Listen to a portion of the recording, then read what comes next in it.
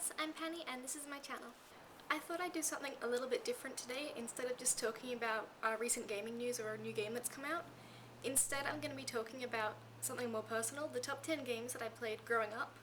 The games in my mind that have stuck out and kind of formed me into the gamer that I am today. Hopefully you guys will find it interesting enough, otherwise I'll be back to talking about new games and game releases and dates and all the exciting game news in my next video. I will warn you before this countdown starts that most of these are Nintendo games. When I was growing up, I only really had Nintendo consoles or handhelds and my computer, so I didn't really have much of a chance to play other games. But enough stalling! The number 10 game is GoldenEye, the first-person shooter for the Nintendo 64.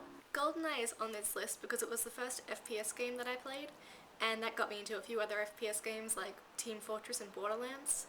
It was a fun game. I don't think I ever really finished the story of it, even on the easiest difficulty. I remember playing GoldenEye with my sister as a kid, just running back and forth with the paintball mode on. In number 9 is Roller Coaster Tycoon. This game sticks out not because it's one that I played a lot of growing up, but I used to watch my dad play a lot. It got me into the whole tycoon sort of games as a whole, which I do really enjoy to this day. I remember one time on this really tiny paper, I wrote my dad a little theme park review for him and gave it to him while he was playing. I think I might have been a bit overly critical. In number 8 is Super Mario Bros. 1. It was not really possible to make this list and not put Super Mario Bros. 1 on it because it's like the original game that's branched out to so many of the other games that I've played and loved and enjoyed so much. I still play it now, I go back to it and play it. It is a fun game and I love it, and it's obviously like the very baby of all the Mario games, so it's got a special place in my heart. In number 7 is Pokemon Leaf Green. I can remember saving up my pocket money and going to the shops to buy Pokemon Leaf Green. It was the first Pokemon game that I had a really active interest in. I'd played Yellow and Gold before that, but I hadn't really gotten into them like I got into Leaf Green. I actually lost the cartridge a while ago, which made me super sad because I wanted to go back and play it. I remember being so excited when I saw Venusaur on the cover, and I ended up picking Bulbasaur for my in-game starter. And I did have a lot of fun with Leaf Green. I'm not sure if I ever actually finished the entire game. I probably didn't even get that far.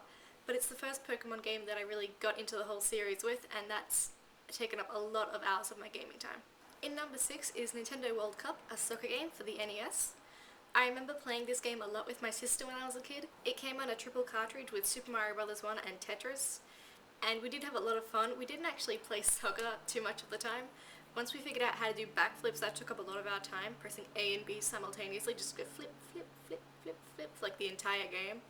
When we did get into it though, it was a lot of fun, especially when we figured out how to do those like really big headbutt kicky shots, which you'll remember if you played the game. In number 5 is Mario Party. I remember getting Mario Party 1 for my birthday when I was about 8, 9, 10, somewhere around there. I remember setting it up in my parents' bedroom on their tiny little kind of dull TV, playing Luigi's Engine Room, and I don't think I won, which is sort of sad. It would have been a good story if I won.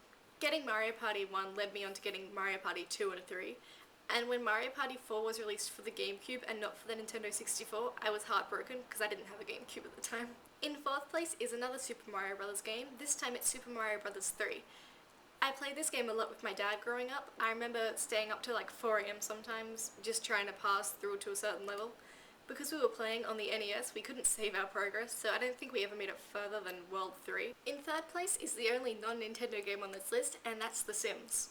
When I was in primary school, out of nowhere I got this obsession with wanting to play The Sims, so I eventually got a copy either from my neighbour or my parents, and I spent a lot of time playing it. Having Sims 1 ended up with me getting Sims 2 for Christmas one year, and I spent a lot of time in high school when I probably should have been studying playing The Sims 2 instead. I got The Sims 3 when it was released, but it doesn't have the same charm for me. I still play it a lot. I'll start playing at like 8 o'clock at night, and before I know it, it'll be 3 AM and I'm catering to every one of my little Sims needs. It's a little bit sad. In number 2 is Paper Mario for the Nintendo 64 again. Paper Mario was the first game that I finished, which is really, it's special to me. It was one of the first games that I sat down and spent a lot of hours playing the actual storyline, not just running around and mucking about. I didn't actually own Paper Mario. I had to borrow it from the video store 6 weeks in a row so I could finish it.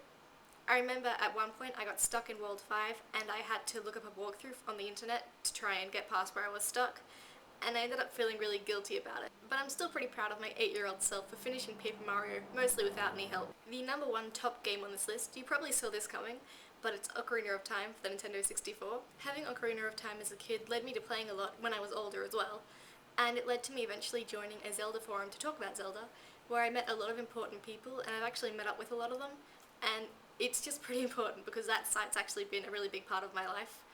So that game really led me to that site, which has changed my life a lot, how I am right now, which is pretty cool.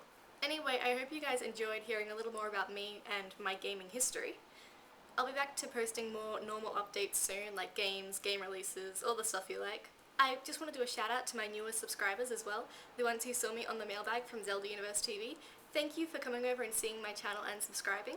I'll have more videos up soon for all of you guys, so hopefully you'll stick around. For those of you who haven't seen it yet, I did a mailbag video on Zelda Universe TV this week. I'll link to it here so you guys can watch and hopefully enjoy it and learn a little bit about Zelda. If you guys like this video, don't forget to thumbs up and subscribe, and leave a comment if you have some sort of response to anything I said.